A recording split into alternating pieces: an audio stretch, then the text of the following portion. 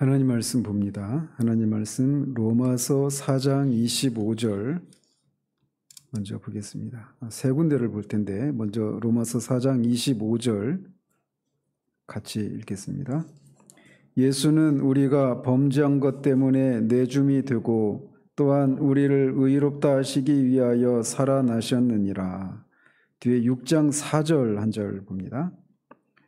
그러므로 우리가 그의 죽으심과 합하여 세례를 받음으로 그와 함께 장사되었나니 이는 아버지의 영광으로 말미암아 그리스도를 죽은 자 가운데서 살리심과 같이 우리로 또한 새 생명 가운데서 행하게 하려 함이라.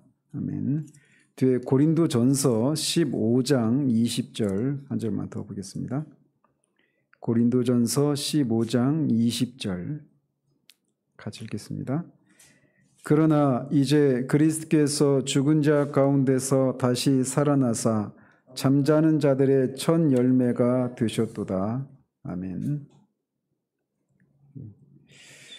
지난주에는 44문답을 통해서 그리스도께서 지옥에 내려가셨다라고 하는 것이 우리에게 주는 유익이 무엇인지에 대해서 살펴보았습니다. 오늘은 45문답 부활에 대한 고백을 살펴보도록 합니다. 45문답 같이 읽도록 하겠습니다.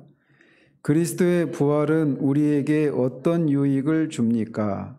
첫째로 그는 부활로서 죽음을 이기셔서 우리로 하여금 그가 죽으심으로 우리를 위하여 얻으신 의에 참여하게 하십니다. 둘째로 그의 능력으로 말미암아 우리 역시 새로운 생명으로 살리심을 받습니다. 셋째로 그리스도의 부활이 우리의 복된 부활에 대한 확실한 보증이 된다는 것입니다. 이 45문답은 우리가 그 사도신경에 사흘 만에 죽은 자 가운데서 다시 살아나시며에 해당이 되는 부활에 대한 고백입니다. 그런데 특이한 것은 그리스도의 고난에 대해서는 우리가 모두 8개의 문답을 통해서 그리스도의 고난이 의미하는 것이 무엇인지에 대해서 살펴보았습니다. 그런데 부활에 대해서는 이 45문답 하나에서만 부활의 문제를 다루고 있습니다. 이것은 좀 이 하이델베르크 요리문답이 작성되었던 그런 시대적인 상황도 연관이 있는데 당시에는 그리스도의 부활이 세례와 성찬과는 달리 크게 논쟁이 되는 주제가 아니었습니다. 그래서 나중에 이제 세례나 성찬과 관련해서는 굉장히 여러 개의 그런 문답을 통해서 세례와 성찬의 문제를 다룹니다. 그때는 이게 굉장히 문제가 되었었거든요. 이제 그에 비해서 부활은 이 세례나 성찬보다도 훨씬 더 어떤 중요한 교리라고 할 수 있음에도 불구하고 하나만 다루고 있습니다. 근데 그런 시제적인 배경 때문에 그랬다라고 하는 것이지 부활이 우리 신앙의 근간을 이룬다라고 하는 것을 간과했기 때문에 딸랑 하나만 다루고 있는 건 아닙니다. 그런데 이제 45문답을 잘 보면 우리 주 예수 그리스도께서 죽은 자 가운데서 부활하셨다라고 하는 그런 사실에 대해서 따로 언급을 하지 않고 그것을 당연한 전제로 하고 단지 부활의 유익이 무엇인가에 대해서 우리 다루고 있다라는 겁니다. 즉 그리스도께서 정말 죽은 자 가운데서 정말 살아나셨느냐 그 증거가 뭐냐 이런 문제 부활의 역사적인 증거가 무엇이냐 이런 문제는 다루지 않고 그냥 단순하게 그는 부활로서 죽음을 이기셔서 이렇게 진술하는 것으로 그치고 있습니다. 즉 부활의 사실은 그냥 이렇게 그는 부활로서 죽음을 이기셨다라고 담백하게 고백을 하는 것을 통해서 부활에 대해서 더 이상 어떤 논쟁을 이어가지 않고 있어요. 그리고 나서 부활의 유익을 다루고 있습니다. 그러면서 부활의 유익을 세 가지로 이렇게 제시를 하고 있는데 이 세 가지가 또 시제도 세 가지입니다. 부활이 주는 유익이 시제상으로도 세 가지 유익이 있다는 거예요. 그래서 첫 번째로 그의 죽으심으로써 얻으신 의에 우리로 참여하게 하신다라는 것입니다. 예수님께서 부활하심으로 죽음을 이기셨다라고 하는 부활의 사실을 언급하면서 부활은 죽음으로써 그리스도께서 죽음으로써 얻으신 의를 우리에게 주시기 위한 것이다 이렇게 설명을 하고 있어요. 이게 이제 뭔지는 뒤에서 더 상세히 살펴보도록 합니다. 그런데 이 첫 번째 유익은 과거에 일어난 일에 우리가 함께 참여하는 유익이다. 이렇게 그 성격을 규정할 수가 있습니다. 두 번째로는 그의 능력으로 말미암아 우리 역시 새로운 생명으로 살리심을 받는다라고 말을 하고 있습니다. 그래서 우리가 부활의 능력을 가지고 새로운 생명으로 언제 살아간다고 말을 하고 있습니까? 이거는 현재 우리가 그걸 살아가고 있게 된다라고 말해서 부활의 유익의 현재적인 측면을 두 번째 유익으로 제시를 하고 있어요. 그리고 세 번째는 그리스도의 부활이 우리의 복된 부활에 대한 확실한 보증이 된다라고 말을 해서 이 그리스도의 부활은 우리가 미래에 누릴 유익이기도 하다라고 말을 하고 있습니다. 이렇게 그리스도의 부활로 말미암은 유익을 과거, 현재, 미래 이렇게 세 가지로 나누어서 가르치고 있는 겁니다. 그래서 요약을 하자면 그리스도 안에서 의롭다함을 얻고 지금 새로운 생명으로 살아가는 것, 그리고 장래에는 영광스러운 부활의 소망이 있을 것, 이 세 가지가 그리스도의 부활이 우리에게 주는 유익이다, 이렇게 말을 하고 있습니다. 따라서 이렇게 그리스도의 부활이 우리에게 주는 유익을 과거와 현재와 미래로 나누어서 이야기함으로써 그리스도의 부활이 우리 인생 전반에 큰 유익을 준다라고 막 가르치고 있습니다. 우리가 흔히 부활에 대한 얘기를 하면 항상 부활에 대한 소망을 얘기하잖아요. 소망은 항상 과거나 현재와는 상관이 없이 미래에 이루어질 것을 소망하는 거란 말이에요.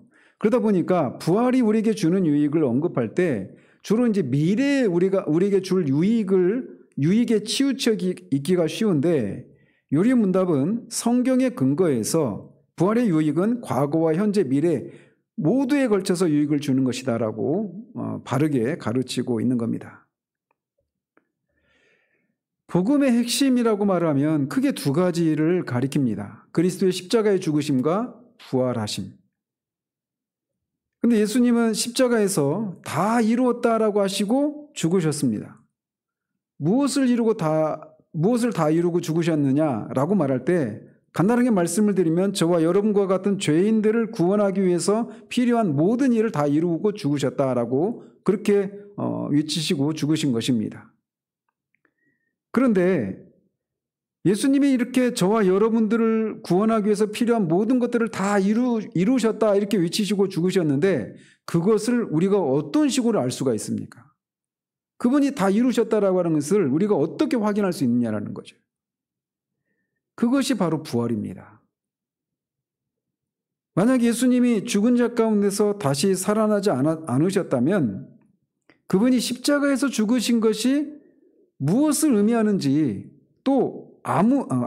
의미하는지 아무도 모르게 됩니다. 그가 하신 일이 무엇이고 그가 어떤 분이신지도 알 수가 없고, 그렇기 때문에 아무도 구원을 받을 수가 없는 겁니다. 구원을 받는 것은 그분이 어떤 분이시고 그분이 어떤 일을 하셨는가를 믿는 것으로 우리가 구원을 받는 것인데, 그분이 십자가에서 다 이루셨다고 죽으셨는데 그 다 이루었다라고 하는 증거가 없다면 우리는 그분이 누구인지도 모르고 그분이 하신 일이 무엇인지도 그 의미를 몰라요. 그런데 그분이 하신 일이 무엇을 의미하는지, 그것을 그분이 하셨다라고 하는 것을 입증하는 사건이 뭐냐? 그분이 죽은 자 가운데서 다시 살아나셨다라는 것입니다. 부활을 통해서 십자가에서 못다 이룬 구원을 완성하신 것이 아니라 십자가에서 이미 다 이루신 구원을 우리가 믿을 수 있도록 확증하신 것이 부활이에요. 따라서 부활은 기독교가 서고 넘어지는 사건이요 진리라고 할 수가 있습니다. 사도 바울은 만약 죽은 자의 부활이 없다면 그리스도가 다시 살아나지 못하셨을 것이다 라고 말합니다. 또 그리스도께서 만일 다시 살아나지 못하셨으면 우리가 전파하는 것도 헛것이요 또 너희의 믿음도 헛것이다 라고 말합니다. 사도 바울이 전하는 복음이 헛것이라는 거예요. 그리스도께서 죽은 자 가운데 다시 살아나시지 않으셨다면 말이죠. 그러면 어떻게 되느냐? 너희가 여전히 죄 가운데 있을 것이요 또한 그리스도 안에서 잠자는 자도 망하였으리니 라고 말합니다. 그래서 부활이 없으면 교회도 필요 없고 기독교도 모두 헛소리에 불과하고 기독교인은 세상에서 가장 불쌍한 사람들이 되고 맙니다. 그만큼 부활은 기독교가 진짜냐 아니냐를 가르는 매우 중요한 사건이요 진리인 것입니다. 그런데 말씀드린 것처럼 이 요리문답이 작성될 당시에는 교회에서 그리스도의 부활이 정말 있었던 사건이냐 이것에 대해서는 교파 간에 큰 논쟁거리가 없었어요. 당시 로마 카톨릭이나 제세례파들도 그리스도의 부활에 대해서는 이견의 여지가 없었습니다. 그들도 다 그리스도께서 죽은 자 가운데서 육체의 부활을 하셨다라고 그들도 믿고 있었어요. 따라서 당시 상황에서는 이 문제가 논쟁의 중심에 있지 않았습니다. 근데 이제 문제는 종교개혁 이후에 이제 그게 16세기 아닙니까? 그러면서 17세기와 18세기를 거치면서 계몽주의 시대가 도래를 합니다. 계몽주의 시대의 특징은 뭐냐? 이성이 이제 옳고 그름을 판단할 수 있는 최종적인 권위, 최고의 권위를 가진 것이다 라고 그렇게 믿는, 주장하는 시대예요. 그래서 우리 인간의 이성으로 받아들일 수 없는 것은 이건 합리적인 것이 아니고 이건 우리가 받을 수 없다라는 거죠. 그래서 성경에 대한 내용들이 이제 인간의 이성으로 이건 받을 수 있는 거고 이건 받을 수 없는 것이고 라고 하는 이런 난도질이 시작이 되는 겁니다. 거기에서 이제 소위 이제 고등 비평이라고 하는 것이 그렇게 시작이 되는 것이죠. 그러다 보니까 성경에서 나오는 그런 초자연적인 그런 이적들이나 이런 사건들 이런 것들을 이제 받지를 않는 겁니다. 이성에 부합하지가 않으니까. 그래서 죽은 자가 다시 살아났다라고 한 이 부활에 대한 교리도 이성적으로 받을 수 없는 것이다라고 하는 이런 주장들까지 나오기 시작을 합니다. 물론 이런 죽은 자가 부활했다라고 하는 것을 이렇게 믿지 않는 이것이 처음에도 있었습니다. 기독교 초기에도. 이를테면 기절설 같은 경우도 그런 거죠. 그러니까 이제 이건 계몽주의 시대 때 나온 주장이긴 한데 예수님이 십자가에서 실제로 죽은 것이 아니라 기절했다가 바위에 묻히셨을 때 그 시원함에 이제 그 영혼이 기절했다가 깨어났다. 이런 걸 부활했다. 이렇게 주장한다. 이렇게 얘기하는 거예요. 또 예수님 당시에는 제자들이 예수님의 시신을 훔쳐가 놓고 절도해 놓고 그가 부활했다. 이렇게 말할까 염려가 되니까 이 경비병들로 하여금 지키게 해달라. 이렇게 요청하지 않습니까? 그러면서 그때부터 이런 얘기들이 초대교회에서부터 이렇게 퍼져 나가기도 했었습니다. 그리고는 계몽주의 시대 때는 또 다른 어떤 가설이 등장하는데 이 제자들이 집단으로 환영에 의해서 이렇게 예수님이 부활했다라고 그렇게 믿었다라는 겁니다. 제자들이 예수님을 너무나 사랑했는데 그 예수님이 그냥 속절없이 죽고 마니까 너무 절망스럽고 그런 제자들이 예수님이 지금이라도 막 살아서 들어오실 것 같아. 막 이런 생각들 하고 그러면서 집단적으로 예수님이 정말 살아계신 것 같고 막 금방이라도 들어올 것 같은 이런 식으로 생각을 하면서 예수님이 이제 집단적으로 부활했다. 이렇게 주장을 했다. 이런 주장까지도 나오기도 했었습니다. 근데 이런 거짓 주장들에 대해서 부활이 역사적으로 일어났었던 사건이다. 실제 사건이라고 하는 것에 대해서 요리문답에서는 어떤 변증을 하고 있지 않습니다. 왜냐하면 말씀드린 것처럼 그 당시에는 다 이거를 그냥 다 받아들이고 있었기 때문에 말이죠. 따라서 오늘은 이 부활의 역사성에 대해서 따로 이 요리문답을 따라서 따로 그것은 다루지 않겠습니다. 근데 우리 교회에서 이제 부활주일 때 했던 설교 중에 부활이 역사적인 사건이라고 하는 증거라고 하는 제목으로 제가 몇 년 전에 교회에서 전한 적이 있습니다. 그거를 참조하시기를 바라고 오늘은 문답에서처럼 부활이 우리에게 주는 세 가지 유익에 대해서만 살펴보도록 합니다. 자, 첫 번째로 그 부활이 주는 유익을 이렇게 말을 합니다. 그는 부활로서 죽음을 이기셔서 우리로 하여금 그가 죽으심으로 우리를 위하여 얻으신 의에 참여하게 하십니다. 라고 말을 합니다.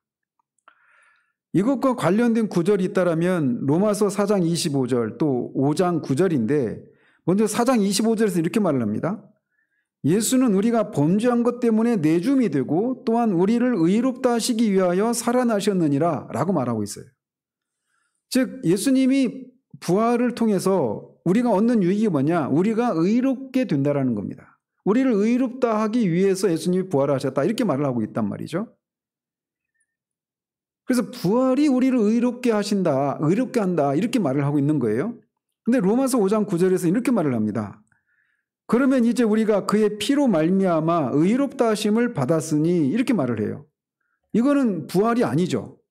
그의 피로 말미암아 의롭게 된다, 의롭다 하심을 받는다 이 얘기는 그리스도의 죽으심을 통해서 우리가 의롭다 하심을 받는다 이렇게 말을 하고 있는 거예요.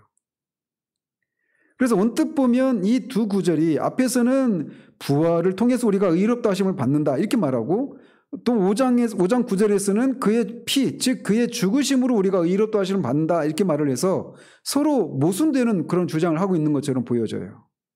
그런데 사실은 이게 모순되는 구절이 아닙니다. 즉 그의 죽으심을 통해 우리가 의롭다함을 받는다라고 하는 것을 입증하는 것이 그의 부활이다라는 겁니다. 그렇기 때문에 이 두 구절은 모순되는 구절이 아니에요. 이것은 구약의 대속죄일과 관련된 것입니다.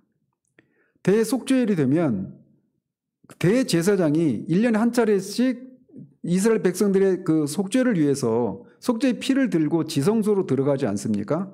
지성소에 들어가서 하나님 앞에 그 희생제사를 드릴 때 밖에서 이제 성전 밖에서 백성들이 노심초사하면서 막 기다립니다. 과연 이 속죄 제사를 하나님이 받으셨을지 아닐지 이걸 가지고 하나님 앞에 막 금식을 하고 기도하면서 그렇게 기다리고 있어요.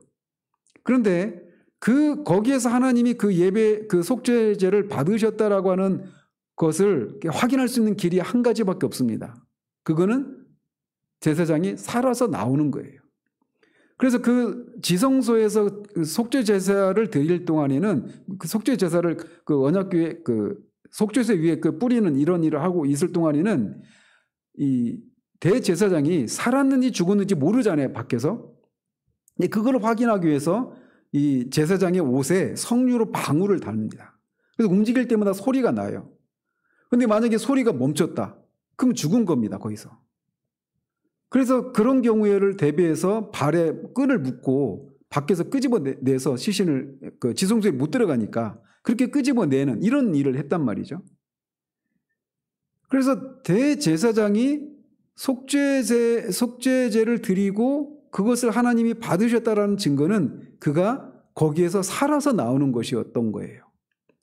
마찬가지로 우리의 영원한 대제사장인 그리스도를 하나님이 죽은 자 가운데서 살리심으로 우리의 죄를 위한 그리스도의 그 대속의 죽으심이 하나님이 인정하셨다. 그것을 받으셨다라고 하는 증거가 바로 그분이 죽은 자 가운데서 살아나신 거예요. 대속죄일과 완전히 일치가 되는 거죠. 그렇기 때문에 우리가 그분을 믿음으로 우리가 의롭게 함을 받는다라고 하는 것을 우리가 믿을 수 있는 근거는 뭐냐면 그분이 그렇게 그분의 속죄 제사를 하나님이 받으셨다라고 하는 거 이것에 대한 증거로 그분이 죽은 자 가운데서 부활하셨기 때문에 우리가 예수님을 믿으면 우리가 의롭게 된다라고 하는 것을 우리가 믿을 수 있는 겁니다. 그래서 우리를 의롭다 하시기 위해서 그가 부활하셨다 이렇게 말을 하고 있는 거예요. 그래서 예수님이 죽은 자 가운데서 다시 살아나셨다라고 하는 이것은 이런 의미가 있는 겁니다. 즉 우리를 위해서 아직도 지불해야 할 죄값이 남아있지 않다라고 하는 것을 의미하는 거예요. 왜? 그분이 그 죄값을 다 치르고 죽으셨기 때문에 다 치렀기 때문에 이제 더 이상 그렇게 죽은 자 가운데 머물러서는 안 되는 겁니다. 그래서 살리신 거예요. 또 우리가 담당해야 할 하나님의 진노도 하나도 남지 않았다라고 하는 증거이기도 합니다. 또 심판을 받아야 할 죄책이나 책임이 남아있지 않다라고 하는 것을 의미하는 것이기도 해요. 모든 값은 온전히 다 지불되었고 더 이상 죄책도 남아있지 않습니다. 나중에 웨스트민스터 신앙 고백서에서 로마 카톨릭의 사욕 교리를 반박할 때도 우리가 거기서 배우겠지만 로마 카톨릭은 그렇게 주장하잖아요. 그러니까 예수님이 우리가 죄를 지으면 죄에 대한 책임이 따르죠. 그걸 죄책이라고 합니다. 그런데 이제 그거를 죄책을 로마 카톨릭은 두 개로 나눕니다. 범책과 벌책 이렇게 나눕니다. 그래서 죄를 범한 것에 대한 책임이 있고 죄책에는 그런 범책이 있다라는 거예요. 그리고 또 하나는 죄를 범했으면 그 범한 것에 대한 형벌을 받아야죠. 그 벌을 받을 책임을 벌책 이렇게 구분을 합니다. 그래서 죄책을 범책과 벌책 이렇게 구분을 해요. 그래서 우리가 예수를 믿으면 범책은 사라지지만 벌책은 여전히 남아있다라는 겁니다. 그래서 우리가 죄를 지으면 우리가 지은 죄에 대한 벌책을 우리가 받기 위해서 고해성사를 하고 신부가 사죄를 선언하고 그 죄에 대한 보속행위를 하면 우리가 이제 다시 그 벌책을 벗게 된다라는 거예요. 근데 이것도 이 세상에서 다 치르지 못하고 죽는 경우가 허다하니까 그런 사람들이 남아서 그렇게 벌책을 감당해야 되는 곳이 있다라는 거죠. 그게 연옥이라는 거예요. 그래서 이런 연옥교리를 만들기 위해서 죄책을 범책과 벌책 이렇게 막 복잡하게 나눠서 예수님이 십자가에서 우리의 범책은 해결하셨지만 벌책은 아직 해결하지 않았기 때문에 우리가 그걸 감당해야 된다라고 주장을 하는 거죠. 근데 예수님이 살아나셨을 때 그게 죄책 안에는 범책과 벌책 이게 서로 따로 분리할 수가 없는 겁니다. 가치가 있는 거예요. 그래서 예수님이 그렇게 속죄 제사를 다 마치셨고 우리가 져야 될 죄에 대한 책임과 그에 따른 형벌을 예수님이 다 받으셨다라고 하는 증거로 그분이 죽은 자 가운데서 다시 살아나신 것입니다. 그렇기 때문에 우리에게는 우리가 책임을 우리가 져야 될 것은 죄책이 전혀 남아있지 않다라는 겁니다. 그래서 부활을 통해서 하나님께서는 그리스도께 나는 네가 한 일을 인정한다. 너는 내 보기에 좋으니라. 이렇게 선언하신 그런 의미가 있다라는 거죠. 근데 감사한 것은 예수님을 향한 선언이 바로 곧 우리를 향한 선언이라는 거예요. 왜? 그리스도와 함께 우리가 함께 죽고 함께 살아났기 때문에. 저는 구원의 규례와 관련해서 가장 위대한 부분이 바로 그리스도와의 연합입니다. 그리스도와 신자와의 연합이에요. 만약 하나님께서 그와 함께 우리를 살리셨다면 우리는 그리스도와 연합되었기 때문에 그리스도의 죽음이 죄에 대한 속죄의 죽으심이었고 그것을 하나님께서 받으셨다라고 하는 것을 인정하는 뜻으로 그를 부활시켜서 이제 네가 한 일을 내가 인정한다라고 하는 이 선언이 우리에게도 해당이 된다라고 하는 것입니다. 그러니까 우리의 구원은 전적으로 우리와 상관이 없이 우리가 전혀 개입하는 것이 없이 전적으로 하나님이 그리스도 안에서 하신 일이에요. 그렇기 때문에 우리의 구원은 어떤 것으로도 자랑할 수가 없는 겁니다. 근데 정말 안타까운 게 우리가 구원을 받기 위해서 무엇인가 하고 했었다라고 하는 어떤 그 무엇인가를 여전히 우리가 붙들고 있다는 겁니다. 이게 이 자기 의를 부인하고 자기 의를 버리는 이게 정말 하나님의 성령의 역사하심이 아니면 사람들이 절대 그걸 못 봅니다. 구원은 전적으로 하나님이 하신 일이에요. 우리가 태어나기도 전이잖아요. 이 일은. 그래서 성부 하나님께서 그리스도께 죄에 대한 모든 값이 다 지불되었으니 너는 내 앞에 더 이상은 죄인이 아니라 의인이 되었노라 라고 말씀하신 거예요. 그분은 죄가 없는 분이시지만 우리를 의롭게 하기 위해서 죄가 되신 겁니다. 그래서 그 심판을 받을 때는 죄인으로서 그렇게 죽으신 거예요. 근데 그 죽으심을 통해 그 죄값을 다 치렀기 때문에 이제 의인이다 이렇게 선언하시는 거라는 거죠. 그래서 그렇게 말씀하실 때 하나님은 구원을 위해서 그리스도를 의존하는 우리에게도 그것이 그대로 적용될 것이다라고 선언하는 의미가 있는 거예요. 네가 죄값을 다 치렀으니까 너는 의인이다 이렇게 선언하는 것이라는 거죠. 이렇게 해서 그리스도의 부활이 우리에게 주는 첫 번째 유익은 우리를 의롭다 하시는 최종적인 증명이 된다라는 겁니다. 그리스도를 통해서 우리가 이렇게 그리스도의 부활은 우리를 의롭다 하시는 그런 유익을 우리에게 준다라는 거예요. 두 번째 유익은 이렇게 말을 합니다. 둘째로 그의 능력으로 말미암아 우리 역시 새로운 생명으로 살리심을 받습니다. 이것과 관련된 구절은 베드로전서 1장 3절 4절 또 로마서 6장 4절인데 두 절이 이렇게 되어 있습니다. 먼저 베드로전서 1장 3절 4절에 이렇게 되어 있어요. 우리 주 예수 그리스도의 아버지 하나님을 찬송하리로다. 그의 많으신 긍휼대로 예수 그리스도를 죽은 자 가운데서 부활하게 하심으로 말미암아 우리를 거듭나게 하사 산 소망이 있게 하시며 썩지 않고 더럽지 않고 쇠하지 아니하는 유업을 있게 하시나니 곧 너희를 위하여 하늘에 간직하신 것이라. 이 구절 속에서 특별히 예수 그리스도를 죽은 자 가운데서 부활하게 하심으로 말미암아 우리를 거듭나게 하셨다 이렇게 말을 합니다. 또 로마서 6장 4절에서는 그러므로 우리가 그의 죽으심과 합하여 세례를 받음으로 그와 함께 장사되었나니 이는 아버지의 영광으로 말미암아 그리스도를 죽은 자 가운데서 살리심과 같이 우리로 또한 새 생명 가운데서 행하게 하려 함이라 이렇게 말을 합니다. 그래서 이 두 번째 유익은 그리스도의 능력으로 말미암아 우리가 새로운 생명으로 거듭났다라는 겁니다. 우리가 거듭나고 이제 새로운 생명으로 살 수 있도록 하셨다라고 하는 그런 유익을 준다라는 거예요.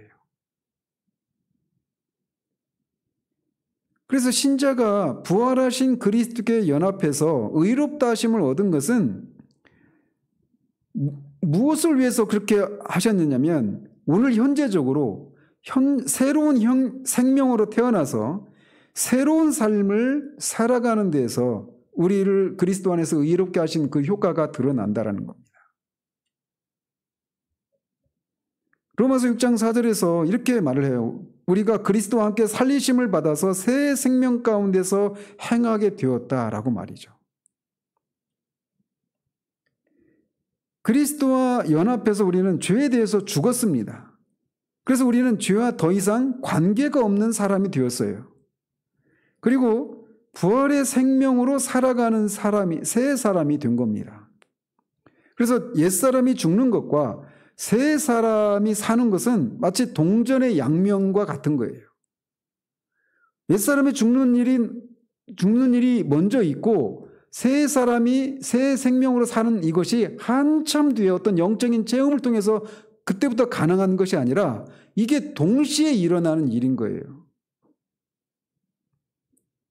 그래서 그리스도인은 그리스도와 연합해서 죄에 대해서 죽은 사람입니다. 사람이 죽으면 다른 외부의 것과 아무런 관계가 없는 거예요.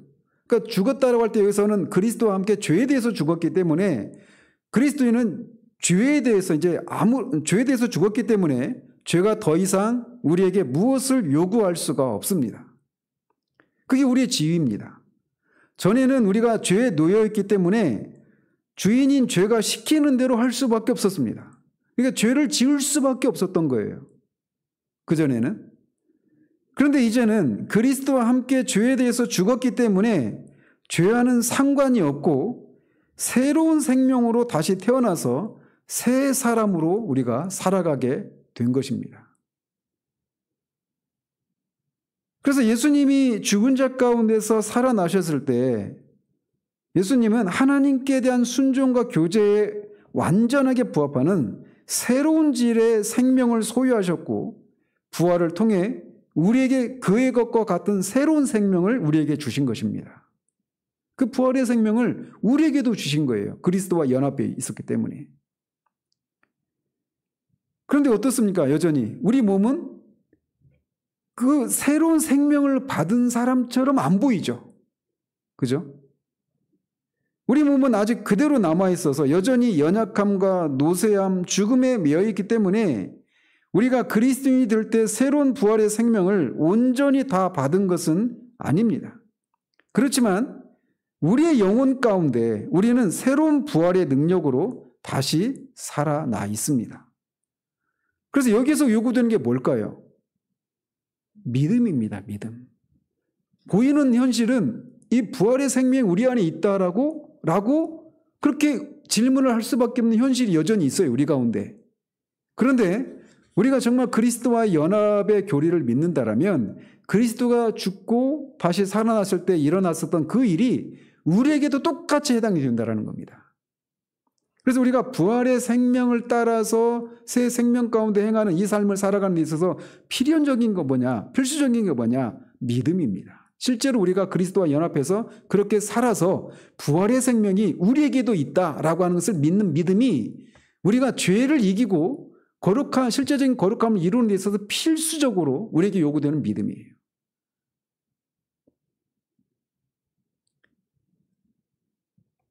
하나님께서 그리스도를 죽은 자 가운데서 살리셨을 때 그는 우리도 그리스도와 함께 산 자로 간주하셨고 따라서 그 그리스도의 부활의 공적을 받기에 합당하게 우리를 여기신 것입니다. 따라서 우리가 그리스도와 연합해서 하나님께 대하여 살았다라고 하는 것을 믿고 있어야 죄에서 해방된 진리를 실제로 맛보고 새 사람으로서 살 수 있게 되는 것입니다. 그래서 믿음으로 의롭다함을 얻었을 뿐만 아니라 계속해서 믿음으로 살아가는 것, 이것이 신자의 삶이에요. 그리고 우리가 신앙생활이라고 하잖아요. 신앙생활. 믿고 바라는 겁니다. 신앙이라고 하는 게 믿을 신자 바라볼 앙자예요. 믿고 바라는 겁니다. 그리스도와 연합해서 우리에게 일어난 일들을 우리가 믿고 바라는 삶을 살아가는 거예요. 그래서 믿음으로 의롭게 되고 믿음으로 또 그 죄를 죽이고 거룩함을 이루는 이런 새 생명 가운데 살아가는 그 성화의 삶을 살아가는 데 있어서도 여전히 믿음으로 살아가는 겁니다. 근데 이 사실을 우리에게서 여전히 남아있는 지난주에 살펴본 것처럼 소욕 있잖아요. 나쁜 소욕, 육체의 나쁜 소욕들. 이것이 있는 것이 우리 옛사람이 죽지 않은 것을 의미하는 게 아니라고 하는 사실이에요. 이거를 붙들지 못하면 우리는 한 걸음도 그리스도인의 삶을 한 걸음도 살아낼 수가 없습니다. 따라서 두 번째 유익 이것을 우리가 깊이 기억을 해야 돼요. 그리스도의 그 죽으심은 우리로 하여금 새 생명 가운데 우리를 거듭나게 하고 새 생명 가운데 살아갈 수 있게 하는 그런 유익을 준다라는 겁니다. 자, 그리고 세 번째로는 이렇게 말을 합니다. 그리스도의 부활이 우리의 복된 부활에 대한 확실한 보증이 된다는 것입니다. 라고 말합니다. 여기서 복된 부활이라고 하는 것은 하나님 나라에서 살기에 적합한 그런 몸을 입는 겁니다. 신령하고 강건하고 영광스러운 그런 강한 몸을 입는 것을 말하는 거예요. 자, 그래서 이것과 관련된 구절들은 이런 구절들입니다. 먼저 고린도전서 6장 14절에 하나님이 주를 다시 살리셨고 또한 그의 권능으로 우리를 다시 살리시리라. 이렇게 말씀하십니다. 그리고 오늘 읽었던 본문인 고린도전서 15장 20절에 그러나 이제 그리스도께서 죽은 자 가운데서 다시 살아나사 잠자는 자들의 첫 열매가 되셨도다 라고 말합니다. 또 고린도 후서 4장 14절에서는 주 예수를 다시 살리신 이가 예수와 함께 우리도 다시 살리사 너희와 함께 그 앞에 서게 하실 줄을 아노라 라고 말합니다. 즉 그리스도의 부활은 세 번째 유익이 뭐냐, 우리가 그리스도처럼 그리스도와 같은 그런 부활, 복된 부활에 우리가 참여하게 될 것이라고 하는 것을 보증해 준다는 거예요. 그런데 그것을 확신할 수 있는 이유가 뭐냐, 그리스도의 부활은 한 개인의 부활이 아니라는 겁니다. 고린도전서 15장 20절에서 말하고 있는 것처럼 그분의 부활을 첫 열매라고 해요. 첫 열매는 결국 나머지 모든 열매도 그렇게 수확을 할 것이다라고 하는 것을 말해주는 거란 말이에요.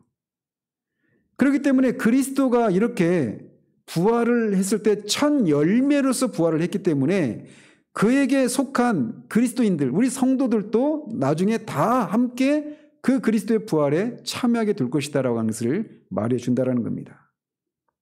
그분은 부활의 첫 열매요 구속받은 백성으로 구성될 새 인류의 머리와 대표로서 부활을 하신 거예요. 그래서 그리스도와 연합된 모든 신자들도 그가 입은 영광의 몸을 입고 부활하게 될 것을 보증한다라는 겁니다. 이게 그 그리스도의 부활이 우리에게 주는 세 번째 유익입니다. 자, 그렇다면 이렇게 우리가 그리스도가 우리의 첫 열매로서 부활하셔서 우리도 그와 함께 그 부활에 참여하게 될 것이다 라고 하는 것을 우리가 확신할 수 있다라고 말씀드렸잖아요. 그런데 이것에 대한 보증으로 또 우리에게 무엇인가 주셨습니다. 바로 성령님이십니다. 그래서 고린도후서 5장 4절 5절에 이렇게 말을 해요. 참으로 이 장막에 있는 우리가 짐진 것 같이 탄식하는 것은 벗고자 함이 아니요 오히려 덧입고자 함이니 죽을 것이 생명의 삼킨 바가 되게 하려 함이라. 곧 이것을 우리에게 이루게 하시고 보증으로 성령을 우리에게 주신 이는 하나님이시니라. 그러니까 성령님이 우리 안에 계시다라고 하는 것이 이게 확실한 보증이라는 겁니다. 그래서 예수님이 그 부활의 영광의 몸을 입으신 것처럼 우리도 그 몸을 입을 수 있다고 확신할 수 있는 건 뭐냐? 보증으로 우리에게 성령을 주셨다는 겁니다. 그럼 성령이 우리 안에 있는 것은 또 어떻게 확인할 수 있냐? 이런 또 질문도 나오겠죠? 첫 번째 증거는 뭘까요? 성령으로는 아니고는 예수를 주라 시인할 수 없다라고 고백할 수 없다라고 말을 해요. 첫 번째 증거는 뭐냐?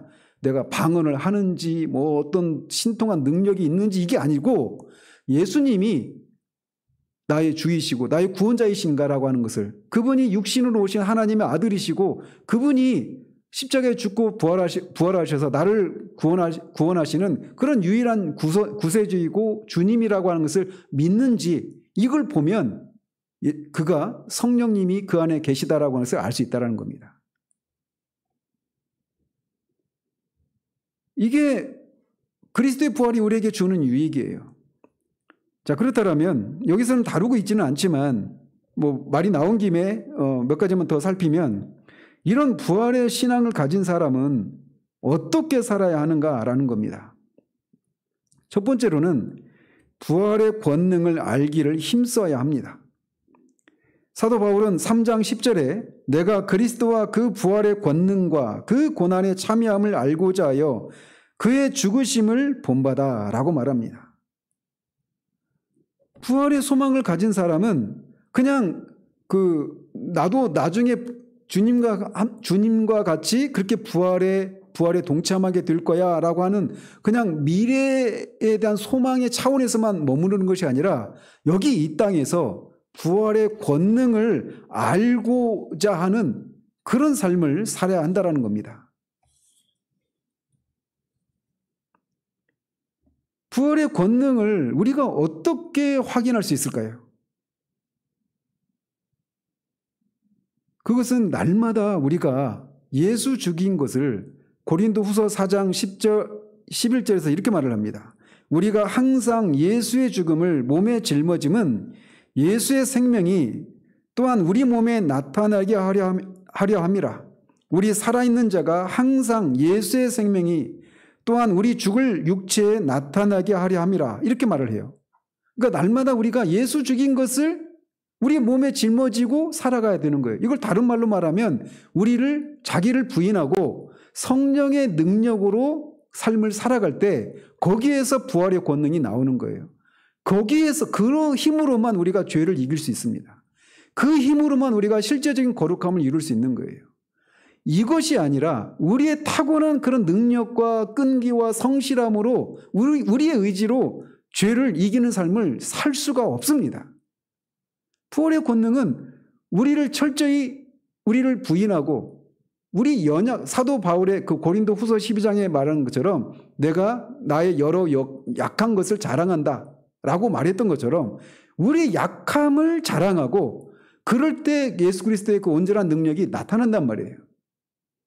그래서 부활의 권능을 우리가 알기를 힘쓴다라는 얘기는 어떤 우리가 뭐 열심히 기도해가지고 어떤 초자연적인 어떤 능력이 우리 가운데 나타나기를, 그런 일이 일어나기를 기다린 후에 어떤 영적인 체험을 통해서 나타나는 능력을 말하는 게 아니라 전제 조건이 뭐냐? 우리가 그리스도와 함께 십자가에 죽었다라는 겁니다. 그리고 그와 함께 살아났고 그 사실을 믿는 믿음 가운데 내가 나의 옛사람에 속했던 그런 능력, 그런 것으로는 새 생명 가운데 살아가는 것이 가능하지 않다라고 하는 것을 알고 날마다 우리를 부인하고 온전히 성령의 능력을 힘입어서 살아갈 때 거기에서 부활의 권능이 나타나는 거예요. 그럴 때 우리가 죄를 이길 수 있습니다. 두 번째로는 우리 몸을 하나님을 섬기는 거룩한 병기로 드려야 합니다. 로마서 6장 11절 12절에 이렇게 말을 해요. 그러므로 너희는 죄가 너희 죽을 몸을 지배하지 못하게 하여 왜? 죄에 대해서 우리가 죽었으니까. 죄가 우리 몸을 지배할 권리가 없거든요. 근데 그래서 그걸 못하게 해야 합니다. 우리가. 그리고 몸의 사욕에 순종하지 말고 몸의 사욕은 옛사람에게 속한 본성이잖아요. 옛사람이 죽어버렸기 때문에 몸의 사욕에 우리가 순종해서는 안 돼요. 더 이상 우리 옛사람은 옛날 우리가 아니거든요. 우리는 이미 가버렸습니다. 우리는 새 사람이에요. 근데 옛사람이 살던 방식대로 몸의 사욕에 순종하는 그런 삶을 더 이상 살아서는 안 된다는 겁니다. 또한 너희 지체를 불의의 무기로 죄에게 내주지 말고 오직 너희 자신을 죽은 자 가운데서 다시 살아난 자 같이 하나님께 드리며 너희 지체를 의의 무기로 하나님께 드리라 라고 말합니다. 그러니까 이건 우리가 능동적으로 우리의 지체를 하나님을 위해서 의의 무기로 드리는 일을 해야 되는 거예요. 우리의 손과 발과 우리의 모든 것들 말이죠. 단지 어떤 신체적인 지체만을 가리키는 것이 아니라 우리의 모든 것, 거기 재산도 포함될 수 있고 우리의 시간도 포함될 수 있고 우리의 모든 것들을 가리킵니다.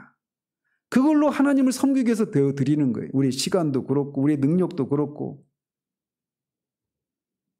그러니까 이런 면에서는 우리가 하나님을 위해서 이렇게 의의 무기로 드리는 이 삶은 삶을 사는 것이 가능합니까? 아닙니까? 가능해요. 성령의 능력을 힘입어서 그렇게 할 때. 또 세 번째로는 하늘에 속한 것들을 추구해야 합니다. 골로새서 3장 1절 2절에 이렇게 말을 해요. 그러므로 너희가 그리스도와 함께 다시 살리심을 받았으면 위의 것을 찾으라. 거기는 그리스도께서 하나님 우편에 앉아 계시느니라. 위의 것을 생각하고 땅의 것을 생각하지 말라. 그리스도와 함께 살리심을 받았으면 위의 것을 찾으라는 겁니다. 하늘에 속한 것들을 추구해야 돼요. 한번 여러분에게 물어보겠습니다. 여러분들은 하늘에 속한 사람입니까? 이 질문에 우리가 우리를 보면 내가 어떻게 하늘에 속한 사람이라고 할 수 있지? 이렇게 생각할 수 있습니다. 그 두란노의 성가 나왔죠? 홍성사에서 나왔나?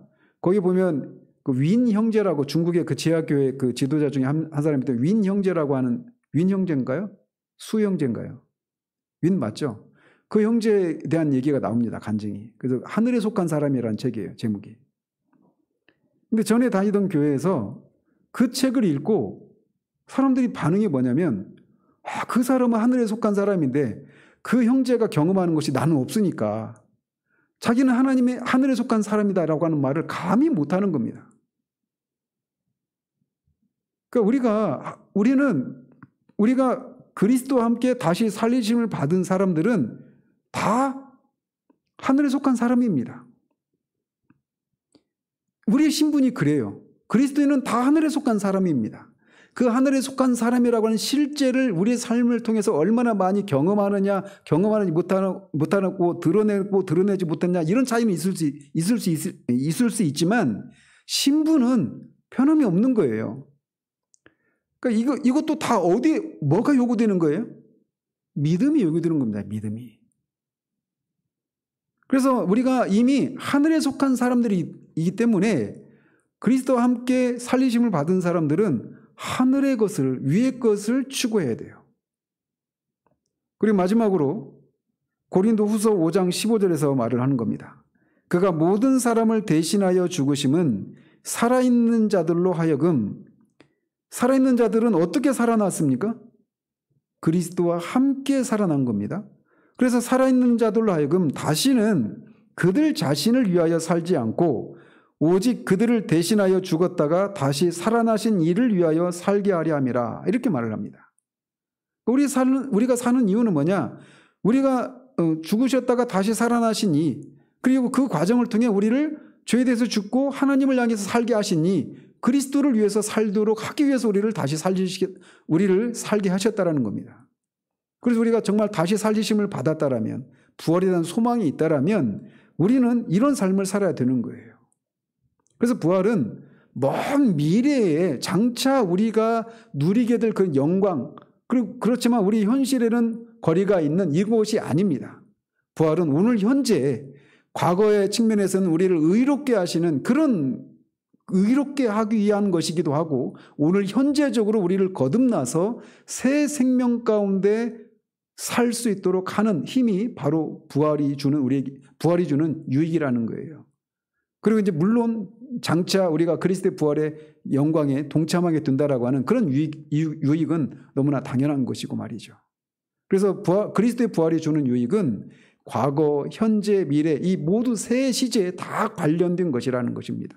그래서 우리가 부활을 그냥 멀리 있는 것으로만 생각하지 않기를 바라요. 오늘 여기서 우리가 나를 부인하고 성령의 능력을 힘입어서 새 생명 가운데 거할 때 부활의 능력을 우리가 경험하게 됩니다.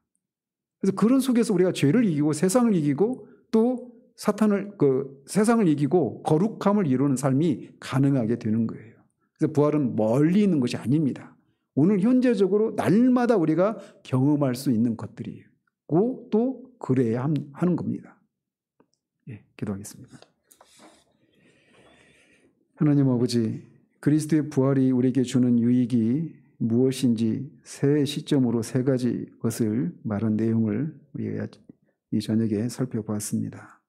하나님, 우리에게 부활을 단지 그냥 장래에 우리가 누리게 될 그런 것으로만 남아있는 것으로 여기지 않기를 원합니다. 오늘 현재적으로 우리가 이 부활의 권능을 알고 그 부활의 권능을 따라 삶으로 그리스도가 이 땅에서 사셨던 그 삶을 우리가 살 수 있다라고 하는 그 사실을 아는 데까지 나아가는 그런 우리들 될 수 있도록 도우시기를 원합니다. 예수 그리스도의 이름으로 기도합니다. 아멘.